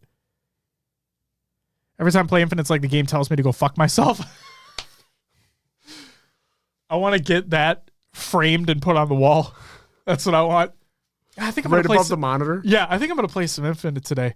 Oh, no, it's going to tell me to go fuck myself. Good point. Good point, Iku. I shouldn't play the game anymore. Just going to avoid that altogether. That's funny. It's not untrue. All right. That's it for the topic. Let's get into some regular news. And the secondary rant of the show. The Halo Waypoint app is sunsetting by 343. In September of 2021, 343 Industries launched the official Halo Waypoint app for iOS and Android platforms, which have served as native mobile companions offering the same features and content as the Halo Waypoint website. It's not true. It doesn't offer everything. Over time, we've seen usage patterns shift away from the apps because it's not the same. While the mobile version of HaloWaypoint.com continues to capture the vast majority of site engagement because it has more features. As we look to the future, our focus is on the products and experiences that are most impactful and beneficial to our players and community because you didn't do that fucking much to the mobile app, you fucks. To that end, we have made the decision to cease support for the Halo Waypoint iOS and Android apps and officially sunset them on approximately June 7th, 2023. Less than 2 years! Less than 2 years after the fucking revamped apps have released. Going forward, all the same content and features will continue to live and grow on HaloWaypoint.com. They didn't all exist on the fucking mobile app in the first place. The Halo Waypoint website on mobile and desktop will remain the home for Halo game service records, file shares, leaderboards, franchise news, HCS, code redemption, and more. And then thanks but no thanks. Delete that fucking last paragraph. It's not even needed. Look, I was one of those woeful individuals that actually used the mobile application. I used it for 2 reasons. 1, to purchase stuff within the cosmetic store if I didn't have access to the game right away. And 2, to look at articles on Waypoint. You're welcome, Juan. It's funny. It's like the Documents Live, like we are on Twitch. The app did not have the same functionality as HaloWaypoint.com. Plain and simple. Didn't have content browser. You couldn't do anything like that. You couldn't bookmark anything. You couldn't unsave anything. It didn't have the same shit on the application. So don't say it did, because it didn't. The application also had bugs. Will, I have an iPhone, whatever the newest one is, the Pro Max. Okay? Okay. Okay? It has the dynamic island. Oh, yeah. Because who gives a shit? The point I bring up is that if you open the app right now, I'll fucking demonstrate live. If you open the app right now, and I go to, let's see here. If I go to the store, right, and I want to inspect the Arañas Armor Set, I don't know what the fuck it's called. Okay. Will, can you do me a favor? Can you tap that arrow in the top left corner for me? You can't go back. Oh, you can't go back! Oh, that's fucking crazy! Is it because of the dynamic? No, it's because the fucking app is shit! That's why! Oh my god! You literally can't back up on this thing. You know what's really funny? I wanna, okay. Again, oh my god, I need to calm myself down because I'm gonna scream. You've already done that. You're not wrong. I have already done that. Halo support. The Halo support site where you submit tickets. Most of the time, it's a very seamless experience. I've given praise where praise is due on that. They made it easier to submit a ticket, right? I went back. You figured it out? Did you just swipe? No. Oh, I just like spammed the shit out of it. Oh, okay. Yeah, it's was fucking hitting broken. a little below the. Anyway, the app's awful. Regardless, let's get back on track for just a split second here. Holtz, thank you for the fucking follow. Welcome to the live show. Not that the Fire Team Raven scanners ever work. No, they didn't. You're right, Holt. They never did. At least for me, they never did. So let's talk about Halo support for a second. I think that the majority of the work that they do is awesome. Like, straight up, I think the majority of the work that they do is awesome. But what I find fucking hilarious is when I submit a ticket to the Halo support site, for those who are continual listeners of the show, you'll know the story well. I submitted a ticket because, go and check this right now because it still doesn't work. If you go to your My Bookmarks page on the Halo Waypoint website, okay, you go to the My Bookmarks tab in the content browser to view your bookmarks. Only 20 appear on the page. And guess what happens if you have more than 20? can't get to them? Exactly. You cannot get to them. There is no page navigation. There is no ability to load more. It's non-existent. It's not there. So what did I do? I submitted a ticket on the Halo support site for HaloWaypoint.com, and I gave them explicit directions. You can't fucking find this, right? Like, there's no way you can navigate past the initial 20 that appear on the page. Page navigation is non-existent. Yes, HCS Points, beloved. Thank you for the follow. Welcome to the live show. You missed the topic. It's earlier in the show. The HCS Points don't necessarily matter. They do, but they don't. Sue's lines in any way in an alternate universe. Moving on. So I submitted a ticket, and I'm like, hey, here's explicit instructions on how to navigate to this area, and you will see that there's no page navigation like page navigation exists on other sections of your website. Can you please add page navigation so I can actually see more than 20 fucking bookmarks? So that ticket sat there for a little while, and then I got a reply. Hey, are you still having this issue? Or actually, no. They closed the ticket. And they said, hey, we fixed the ticket. You can see them in game. And I'm like, the fuck was that about? That wasn't what I submitted this for. I said you can't see them all on Waypoint. Is Waypoint the same thing as your fucking game? No. So it's like, hey, please reply below this line to reopen the ticket and provide instructions on how to Jesus Christ, I don't know the word I'm looking for right now. So I replied, I reopened the ticket, and I responded with, I literally copy fucking pasted what I had in the original ticket, that you can't do it on Waypoint. Here's your navigational tree on how to get to where I'm talking about, and you will see that page navigation doesn't fucking exist. And that's where it's at. I'm like, what the fuck? They sold that ticket on StubHub. Thank you, Scud. Appreciate you. So again, more than not, they do a great job. Okay, I mean that. I sincerely mean that. They do a great job on the Halo support side. But man, that email pissed me the fuck off. I literally gave you step-by-step instructions. That's my fucking job. That's my day job, is giving step-by-step instructions. I gave you step-by-step instructions on how to do the same thing and see that they're not there. And you say, where? In the game? No! Striker, thank you for the follow. Welcome to the live show. Sorry for my rant. On fucking Waypoint of all things. That's what I'm ranting about right now. It's so fucking stupid. And then they're sunsetting this app that they didn't take enough time to fully develop and fix and add features to. And then they complain that people aren't using it. I wonder fucking why.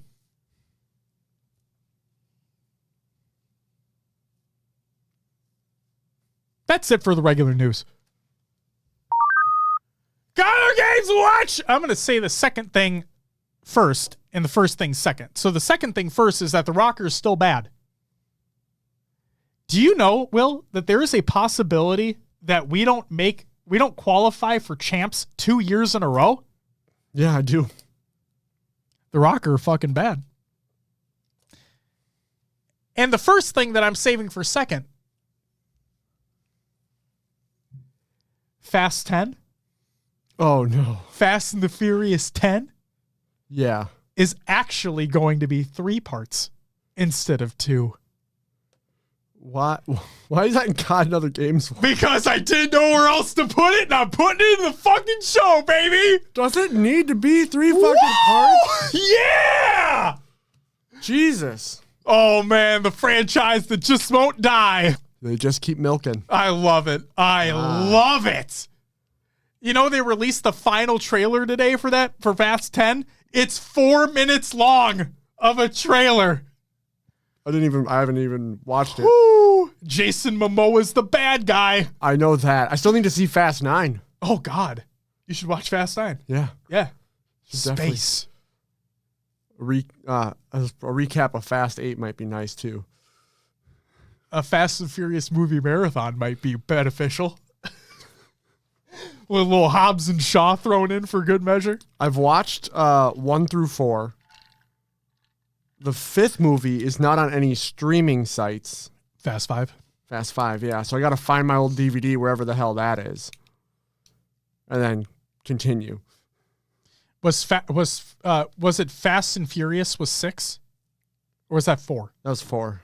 What's 6? Because 7 is Furious 7. That's a good question. Fate of the Furious is F8. Yep. And then Fast and Furious 9 and then Fast 10. I didn't see Hobbs and Shaw, I don't think. Hobbs and Shaw is a good movie. I think it's literally Fast and Furious 6. Okay. That's what it's coming up. Okay. I was going to say, I didn't know if it was like a weird name or not. Cool. Oh. So yeah, get strapped in, boys. Fast 10 is going to be 3 parts. It's the gift that just keeps on giving. Wonderful. You love to see it. Or you don't. Is it the last one? I think they are. Yeah, these are the last ones. Yeah. Parts? Yeah. They took. So it's essentially the last one movie is stretched into 3 fucking movies. They did the Hunger Games and Harry Potter thing, but instead of 2 movies, they're stretching it out to 3. You know what they're doing? They're doing The Hobbit. Oh, yeah, because The Hobbit was 1 book that they made 3 movies out of. Right. Yeah, they're doing. So it's gonna be this long, drawn out thing that didn't need to be. Yep. Cruises says Fast and Furious is a trash franchise. Stop right there. But still managed to be better than the last 3 Halos. Stop right there. Both statements false. Because Fast and Furious is an amazing franchise that's completely overdone. It's like the perfect popcorn flick. Like, the story does not fucking matter. The story does not fucking matter. All you need to know about the Fast and the Furious, ladies and gentlemen, is that, what, Will? It's about? Family. It's about family. Absent, thank you. Welcome to the live show. Pretty sure Fast 5 is on Hulu with the live TV add-on. Who's paying for live TV on Hulu?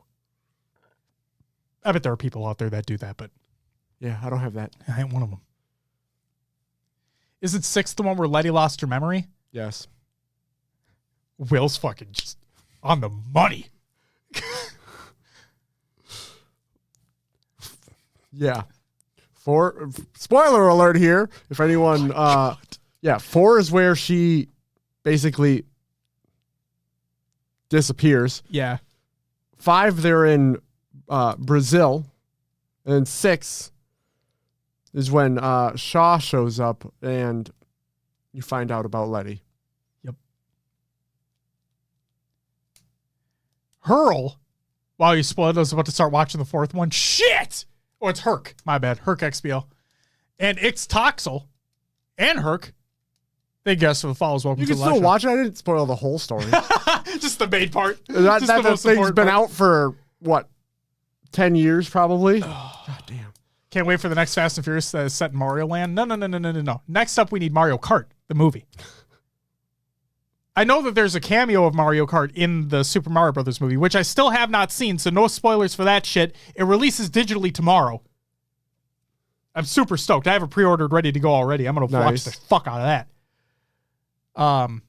But no, Fast and the Furious, I genuinely like the Fast and the Furious franchise, like the Saw franchise, are just complete and utter guilty pleasures for me. Like 1,000%. Just like Party in the USA by Miley Cyrus is a guilty pleasure song by me and I think is a fucking bop. Like, I will never get upset if a Fast and the Furious movie releases because I know exactly what I'm going to get because they always go way over the top. It's funny and there's some cars in there. You know, the cars are sprinkled in every now and again. But all in all, the story of the Fast and the Furious is family. That's it. Riz and Juan, that song is indeed a bop. High key. Riz says song slaps low key. It's a great song. It's a great fucking song. It's a great song, so much so that my daughter has a Kids Bop. We don't listen to Kids Bop, okay? Let me just make that point clear. She listens to Kids Bop. And she has a thing called a Yoto player. It's like a mini like Bluetooth speaker basically, but you can buy these like NFC cards they're cards that store information on them. And she has a Kids Bop card that has a Kids Bop version of Party in the USA. That's arguably her favorite song. Nice. And I didn't even introduce her to the song. She happened upon it herself with that card. And then I played the original for her. And that song's it's amazing. Long Distance Buoy Thank you for the follow. Welcome to the live show. Ikuza says, Will Smith should join Fast and Furious as he slaps anyone who disses his family. Oh, my God. Oh, my God. Scud says, it's the same energy as I'm not rich, my family's rich. What do you mean? Carnage says, Brian is back, is what I keep seeing on Facebook. Obviously, it's just people stirring up shit. No, there's cameos like flashbacks. So. But no, I'm all jokes aside, like I am genuinely excited for Fast 10. It's in theaters this Friday. And when I saw that interview clip, because Vin Diesel like straight up confirms that it's going to be 3 parts. Because the director went to them, or the company, the company went to them and like, can we make this 2 parts? Do you think you can make this into 2 parts? And then apparently, like after seeing the first part, they went back to Vin and the crew and were like, do you think you can make it 3? Oh. And so it's like, it's confirmed. It's basically confirmed that Fast 10 will be 3 parts. And yeah, I'm stupidly excited. I know exactly what I'm going to get. I think they're going to be a fun time. And yeah, fuck yeah. Sign me the fuck up. So there you go. And the rocker is still shit. That's it for Con of the Games to watch. It's time for Will's Adventures in Haloverse. And that's it. Will, what'd you play? Played Halo Infinite. Oh my God, what? God, we lost HRL semifinals. I heard. Yep, we lost to a team that beat the team that beat the team that beat us in the season. So, they were quite good, very coordinated. They felt like they've been playing together for a long time. So, took the L. We move on. You know, GG go next, right? Next season. You know what? I think I know that Zarners was jokingly blaming Riz. I'm going to blame myself. For not casting? No. For telling you to kick their asses when I was drunk. Oh, yeah. I blame myself. Giving us that hype before the game? Yep, I blame myself. I should have just let it be. And maybe the outcome would have been different. And then I would be casting the finals. And then you could have lost. But whatever. It's besides the point. Carnage with your fucking... your free agent tweet was fucking hilarious. You see SSG tweet his... Yes, I did. We covered that already. Yeah, play Pat, yep. So yeah, and then we basically grinded... Is that Friday or Saturday? Sunday. That was just yesterday. Oh my God. It was yesterday. Yeah. Grinded forever. My shining moment was getting... I think it was Streets Oddball. I got rocks. They were holding the ball like back A. I went through tires, and right as I saw one member jump up top A, I fired the rocket, ended up getting 3 with 1 rocket, and chased the last guy down in cafe area. So got the over with 2 rockets, which felt great. We got control back, but yeah, just played some Halo Infinite. Need to keep grinding, getting better. That's where I'm at. Sweet. What about you, Josh? What'd you play? I played some Infinite as well, and the community played it. It was a fun time. I heard it was a very good time. I'm sorry I couldn't be there. It's okay. Juan couldn't be there either. His PC crashed twice. Oh, so no. That's fun. Yeah, my... just Infinite things. My brother came into town.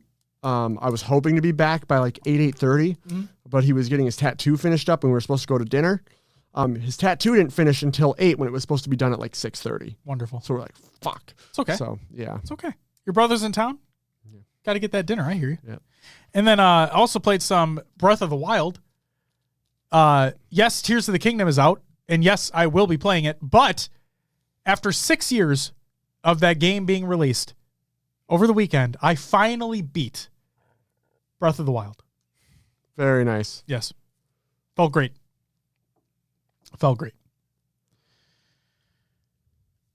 It's very good. What about the rumors of a new progression system for ranked? We don't talk about leaked information on the show, Captain. Welcome back, by the way. But yes, I did see what you are referring to. Okay. That's all I'll say in terms of that. Carnage says, if still yet to finish it, need to beat the last Divine Beast. What's the last one that you're on? Because I'll say that the one in the desert was the only one that gave me trouble. Everyone else was a piece of cake. But because it was so fast, like I just needed to time the parry correctly. But like that was the only one that caused me some trouble. The other ones were fucking easy. But that's besides the point. Everyone experiences things differently in that game. It's time for some shoutouts. Akusa says, last night I bought the new Zelda and was confused why Link had bondage rope. Turns out I bought the wrong game. I'm now a proud owner of Zelda, Tears of the Kingdom. Oh, wow. Fuck. I'm mad I read that out loud. Nice. I'm mad I read that one. Oh, you have the desert one, flying one, the elephant one? Oh, you're fucking... Dude. Oh, at Death Mountain, then. That's the last one you have, right? With the Gorons? That's easy peasy, dude. You're fine. You'll do just fine.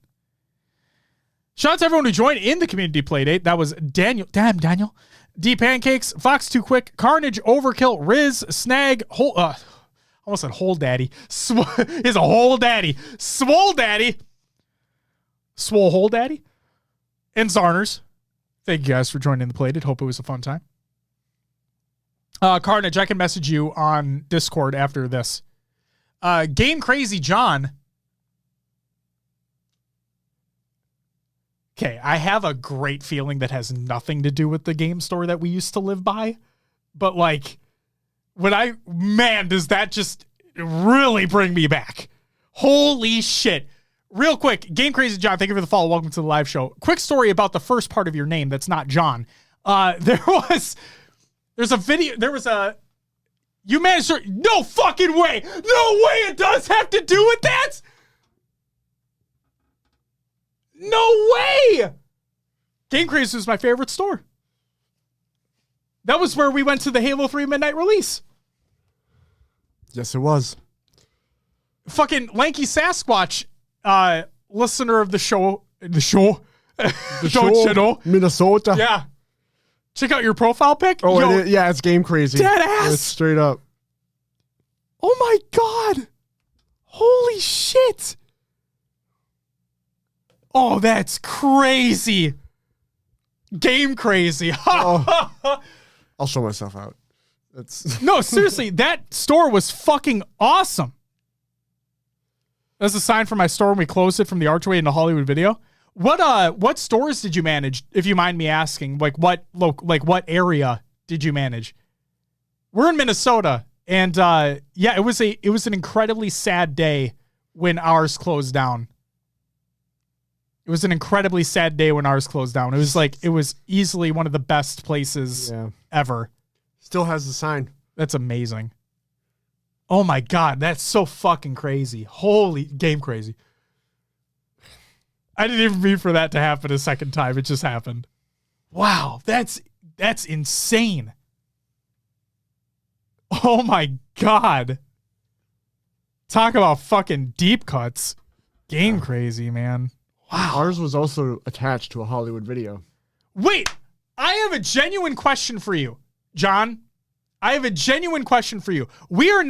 I know we talked about Fast and the Furious and all that stuff, and I know we're in the shoutouts right now. I am going 1,000% off the rails for a minute, okay? I'm going 1,000% off the rails for a second. John, question for you. Did you guys ever have an exclusive membership that was like called Asylum or something like that? Yes? You know what the fuck I'm talking about. Yes! Holy shit! Holy shit, it exists! Oh my God! The manager at the store that we were at, right? I forgot his name. I feel like such an asshole. The manager of the store that we were next to, he pulled me aside one day because I was in there like every fucking day. He pulled me aside one day and he gave me an envelope. And he's like, This is literally what he said to me, if I'm not mistaken, from all those years ago. He hands me an envelope and says, "Do not tell anybody I gave you this. Go home," and it may have been a VHS or something. He's like, "Go home, put it in, and follow the instructions." And I'm like, I'm a naive kid.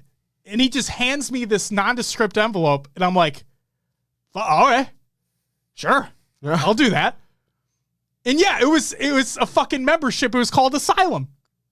It says a few of those DVD packs with the dog tag, so it was... Yes! There you go. Oh my God! Holy shit!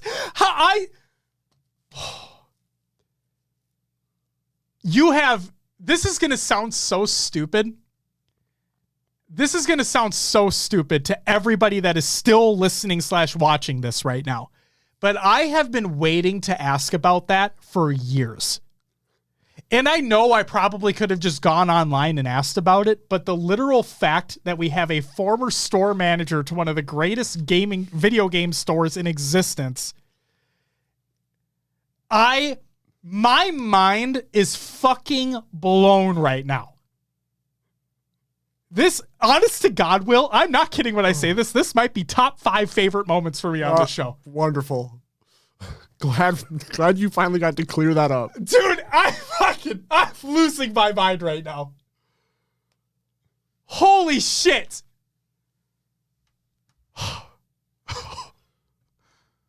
Oh my God. Wow. John, thank you so much for being here. Thank you for the follow. Thank you for just tuning in at the literal perfect time. I can't believe it. I cannot believe it. Ash, okay, we have an update in regards to a thing we talked about earlier. Ash says, Icy Chiller 54, the project lead for DreamHack, says it's a fours tournament, FYI. Really? Okay, so is it just like it's like kind of like an open bracket thing? As long as you have a BYOC ticket, then you're able to compete? How are team things going to work for that? That doesn't make any fucking sense. Ryan, thank you for the follow. Welcome to the live show. And I apologize that links aren't working. But we did an interview with Mick Wind. You should go check it out on our YouTube channel. If you just search HCS Pro Talk on YouTube, you'll find it. Again, I'm sorry commands aren't working right now. I don't know fucking why. Whatever. Blake. Oh, Blake SSG. Hey. How you doing? Welcome to the live show. Thank you for the follow. I like your shirt. Can't really see it because my fucking cup's in the way. I like your shirt. And your merch in general. Shout out SSG merch. John says, I'm stoked that you were a Game Crazy fan. They really were superior to GameStop. I actually agree with that statement. I also managed those stores for almost 13 years. Just didn't have the right people on the Hollywood side and the movie gallery when they bought us. Also love your shirt. It's been sold out for a few weeks. Thank you for being here, John. Thank you so much. Ash says, no further info yet, and I know the link will be removed, but maybe the boys can see it. Blake says, Icy used to have COD locals that work like that. A little easier with consoles, though, in my opinion. Merch team go crazy? They do. They go absolutely fucking bonkers. Yes, they do. You know what, Blake, since you're here, I'm just going to fucking throw this out there. You know? For your joggers, is there any way, shape, or form to make them a little longer? Like the inseam a little bit longer? I'm just going to throw it. You're here. You know, you're here. I might as well throw it out there. Whatever the fuck. You probably can't. But it's fine. I just want to throw it out there. We're tall boys. We're tall, lanky dudes. We just want like another inch or two in the inseam, you know, so they actually cover our ankles. You know what I mean? Do a tall line for us. Yeah. Have a tall line. Get an extra inch. I'll buy the fuck out of them. I'm not lying. Not lying. I'll buy the fuck out of them, Blake. I mean it. Says definitely pass it along for future drops. Thank you. Blanket hoodie is life. I have both of them. I got one sitting right there in the chair. Yes. It is great. It is great. No, seriously, we say it all the time and truly, truly mean it. So Blake, if you want to pass this information off too, because we've said this so many fucking times on the show, the SSG merch is the best merch in the scene by far. Like in my opinion, there's literally no competition as to who has the best merch in the scene, and it's SSG. The collaboration that they did with the HCS is insane. Like, all the stuff that they do is so fucking good. So fucking good. And also, huge shout out to the folks that work the SSG booths at the events. Oh, yeah. They've been super kind, great to interact with. Phenomenal. Yeah. Phenomenal. So, Blake, fucking tell them that too. God. And yeah. Congratulations on winning the qualifier and all that shit. Whoop-de-doo. But hey, your guys' merch is insane. Okay. Shout out to everyone who followed and subbed during the live show. Now that we're going to get back on track here for a hot minute. You got a list. I got a little list. A little itsy bitsy list. Give me a Secarino here. Scatterbrain, Vaporize, Blanca, Conish, Visualite, Woods, Phantom, Josh, Sparkle, Little Lucid, Memory, I remember, Dominates, Can You Even Take It, Meat, Infamous, Fert, Nova, Bird Degree Murder, Zunzi, Vans, D. Smith, Art Dog, Halt, that's right, Beloved, Striker, Herc, It's Toxel, Long Distance Bowie, Game Crazy John, Ryan, and Blake. Thank you all for the follows. Greatly fucking appreciated. You guys are amazing. And thank you, Blake, for passing the words along. And I mean it. We say it all the time. You guys truly deserve the praise. And thank you guys for being awesome. Another sentiment I want to hit home before I get to the subs real quick is, and we've said this on the show before too, one of the things I love about SSG as an organization is that it truly feels, to me at least from the outside looking in, is that you guys care about everyone involved, right? You guys care about the players, you guys care about the organization, you guys care about the scene, regardless of how, this game tends to be, you know what I mean? No, and it's greatly appreciated that you guys seem to be doing it the right way. From the outside looking in, it looks like everything's being done the right way. You love to see it, and please keep it up. Please keep it up. And then also, let's get to the subs. Yeah. Give me 1 second. Fox with the 8-month. Daddy with the 5-month. Winkler with the 11-month. Barnaby Jones with the 6-month. And Chica with the 11th month. You guys, thank you so much for the subs. Greatly appreciated. You guys get a woo! Greatly appreciate. I can't stop saying it, SSG is honestly the partner that seemingly does the best overall promotion of the league. Oh, 1,000%. What's up, Overkill? Welcome back. Enjoy the audio version of the show. Enjoy my rants because they're aplenty. Shout out to everyone who is a patron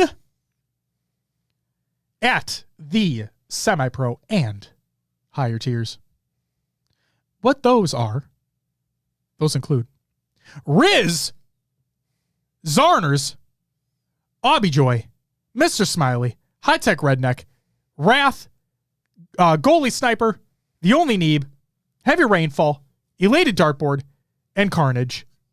Thank you all so very much for the additional support over on Patreon. Cubics, thank you for the follow. Welcome to the live show. And also, Will's going to shout out the Patreon later, but I'm just going to throw it out here now.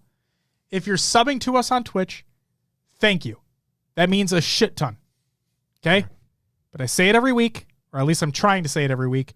I want your money to go further. So, check out the Patreon. For $5, you get an exclusive audio show every month for the same price of a Twitch sub. Okay? I want you to get more for your money. I said it before and I'll say it again. I don't care about revenue splits. I don't fucking care at all. I want you to get more. And the way you get more is with Patreon. And you make us work for it, Yeah. Yeah, you make us work for it. Speaking of which, we got to schedule some shit. We do. That we do. Happy belated birthday to Onset, Bravo, and Manny. Happy belated birthday, gents. And congratulations to Podcast Evolved on reaching the 300 episode milestone. Woo! Let's go. Huge shout out to you guys. That's awesome. And we'll be there soon enough. 13 more to go. Wow. 13, that's it. Yeah, we're almost there. God damn. We're almost there. That's it for the shout-outs. Community creations, Halo memes every day, reddit.com/r/Halo memes. Then we have 2 Times the Grind, episode 37. Go check out that show. We have Profit, which is inspired by Max Hoberman's midship concept, is by Unique. It's a Forge map. Check that out. And then we have Forge features for May 12, 2023 by 343. All the links, including the Google Doc, the show notes of the show. I would say exclamation point show notes in chat, but it's not working, so you can just check out the link in the pinned comment. Or if you're checking out the VOD or audio version, it's in the description. It'll be there. That'll work. That link will be there. That'll work. Oh, my God. Will, that's all I got. So if you wouldn't mind, plug in the show. As Josh mentioned, we now have our Patreon, patreon.com/HCS Pro Talk. If you want to check out our audio show where we talk about other things that are not directly related to Halo. Halo might be included if we're talking video games, but, some other topics. Go, I think that's at the $5 tier, right? $10 tier, you get access to our Pro Talk Plays series, which Josh and I play a video game. There's shenanigans. We do weird stuff. Last two were fun. Last two were really fun. There's a couple other tiers in there. I'm even forgetting everything that's involved, but just check out the Patreon. If you want extra content from us, like Josh said, that buck to go a little farther, get more content, that's where you can find it. Then, as always, you can find us on your favorite podcast services. Just search for HCS Pro Talk. We're on iTunes, Podbean, Stitcher, Spotify, and others as well, like Josh's favorite. Pocket Cast, still not mad. Maybe someday, Maybe. We should I'll reach out to them. Poke them, yeah. Join the Discord. Join the community discussion, HCS Pro Talk Discord. Lots of great things going on there. If you want to stay involved with the community, talk with us, post what's going on with tournaments. We sometimes do watch-alongs if we're home for tournaments. Join the Discord. It's a great place to be. Follow us on Twitter if you're looking for more updates and anything going on with us in the show, or Josh retweeting things that are happening around the scene. Check out the Twitter. Keep you informed. We have our Instagram, Facebook, YouTube, and TikTok. Obviously, at YouTube, we got our VODs and interview series on, but shorts now coming out on the YouTube and the other social media sites. And I can't wait for you guys to see them. The first one launched today. The first one did launch today. Huge shout out to All in Juan. Exactly. Credit goes to him. Much appreciated, and I'm excited for what's to come. Go follow All in Juan on Twitter. Right now. Perfect. Do it. If you'd like to catch the live show, live Mondays, 7 p.m. Central Time on twitch.tv/HCS Pro Talk. Come find us there. If you go to hcsprotalk.com, it'll actually send you to the fine folks over at Podcast Evolved. So make sure to check out evolvedhalo.com. Your home for Halo. They have their shows such as Podcast Evolved, Mission Debrief, Halo TV Plus, Book Club, Build with Blocks, Halo Headlines, and Halo Gear Guide. And then we have our own little section over there as well. We do. Because they were so gracious and added us in. And I'll be working on adding calendar events on their calendar as well. So like official HCS events. So if you are previewing evolvedhalo.com frequently, then you should be able to see when HCS events are coming up in case you're any at all interested. Bridging that gap. Wonderful. Briggs says, I long for the day Mountain Dew is a primary sponsor for HCS Pro Talk. I drink enough of their products. That they probably should be. I used to. Yeah. So if we were, I would. I still need my caffeine. I drink Advanced GG now. And Ghost, because that Phase Pop deal that they had. Good stuff. Oh, that was awesome. Did you see that? For the 1 day of that phase of the 4K, the qualifier, they were giving half off Phase Pop. So like cans, tubs, whatever, was half off. So it was buy one, get one free. Pretty good. Like I fucking got 2 tubs. Fucking awesome. Yeah. Is that it for the plugs? That's all I got. Anything to add? I got one more. Here? Okay. I got one more. Go for it. I said this at the end of last week's episode. I want to say this again now. For those that are still here, for those that are still tuning in live, for those that are listening to the audio version or checking out the VOD, let us know if you're going to be at the Texas Major, okay, in Arlington. I am currently working on designs for what's going to be the exclusive event sticker that I'm going to have on me at the event that you can get for free, like totally free. And we'll also be working on an exclusive merch line for the major as well. The primary color that will be featured is obviously the Optic Gaming Green. So stay tuned. A green. It's Optic Gaming Green. It's not. It's on their branding guidelines. Okay. Yeah. We're good. Okay. We're good. Never mind. Yeah. Ash says slightly more info. DreamHack Dallas Spring BYOC is double elimination as well. I would love how they're going to format this properly, because if one player on a team purchases a BYOC pass, does that mean all players have access to that? Because I heard tickets are sold out. So how the fuck is that going to happen? Don't take my word for it on if they're sold out or not. I heard that they are. I don't know for sure if they are. I'm not looking at DreamHack's website right now, but I'm really curious.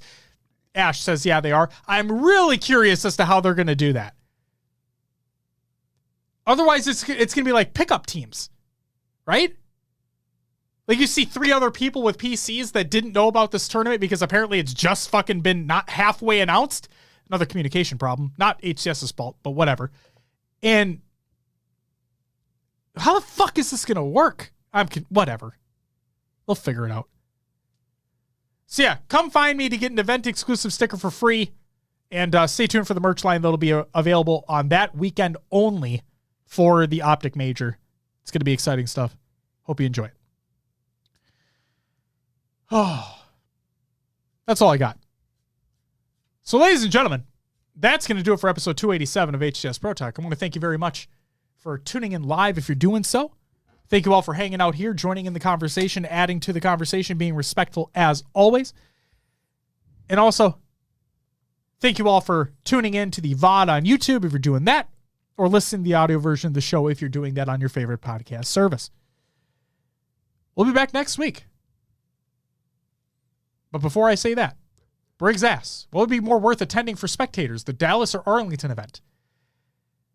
Dallas, if you want more than just Halo, because CSGO is going to be popping off. Arlington, if you just want Halo. Okay? There you go. Gamer green is the color, FYI. That was the green in the Game Crazy stores. That's fucking hilarious. All right. That's going to do it for us. We'll be back next week to talk about more shit. What shit? I don't know. We'll have to wait and see. But until then, Scud, I love you. Chat, I love you. Listeners, I love you. We'll see you next week. Until then, bye-bye!